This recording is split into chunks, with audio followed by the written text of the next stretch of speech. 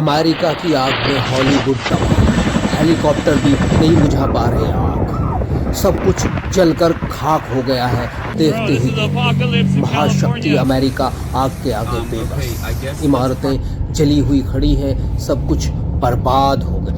महाशक्ति अमेरिका में भयानक आग से सब बर्बाद।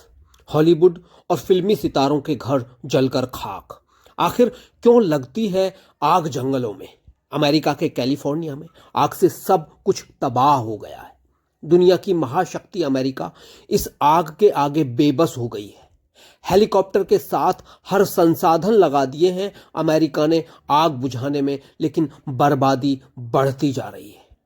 आग बुझाने के लिए अमेरिका के हर संसाधन लगाने के बाद भी हॉलीवुड सितारों के मकान जलने से नहीं बच सके। लाखों लोग पलायन कर चुके हैं तो कई की मौत हो गई। आखिर इतनी भयानक आग जंगलों में लगती क्यों है? कैलिफोर्निया के शुष्क रेगिस्तान हवा के दबाव में पूरी तरह से गर्म हो गए हैं।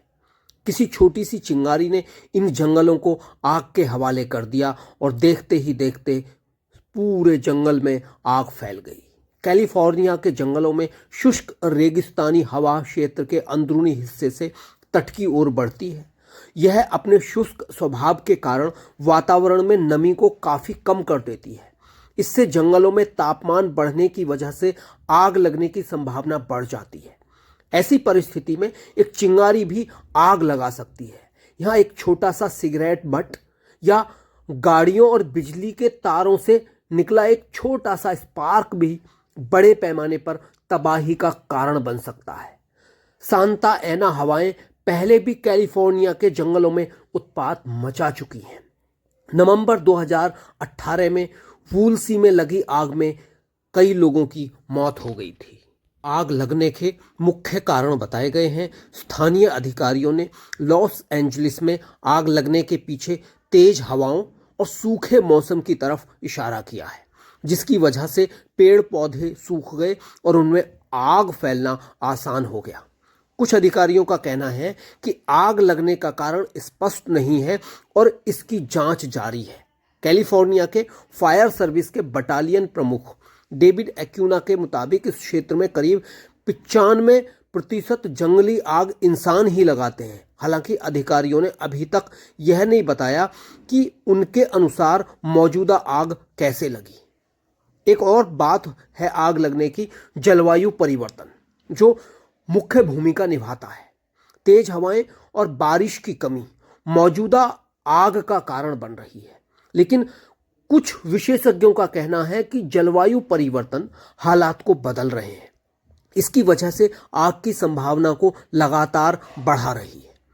अमेरिकी सरकार के रिसर्च में एक स्पष्ट रूप से कहा गया है कि पश्चिमी अमेरिका में बड़े पैमाने पर जंगलों में लगी भीषण आग का संबंध जलवायु परिवर्तन से है। बढ़ती गर्मी, लंबे समय तक सूखा और प्यासे वायुमंडल सहित जलवायु परिवर्तन पश्चिमी अमेरिका के जंगलों में आग के खतरे और इसके फैलने की वजह बन रहे हैं। हाल के महीनों में गर्मी के मौसम का बहुत ज़्यादा गर्म रहना और बारिश की कमी की वजह से कैलिफोर्निया खास तौर पर असुरक्षित हो गया है। अमेरिका में दक्षिण कैलिफोर्निया में आग लगने का मौसम आमतौर पर मई से अक्टूबर तक माना जाता है, लेकिन राज्य में इस साल कई समस्याएं बनी। आग लगने का कोई मौसम नहीं है, पूरे साल कहीं भी आग लग रही है। अब ऐसा कहा जा रहा है कि फायर सर्विस के जो लोग हैं वो बता रहे हैं कि आग पिछले 30 साल में जनवरी के महीने में लगी बड़ी आग की ये तीसरी घटना है। कुछ ऐसा बताया जा रहा है कि जो सेंटा एना हवा हैं उनकी वजह से ये आग लगी है।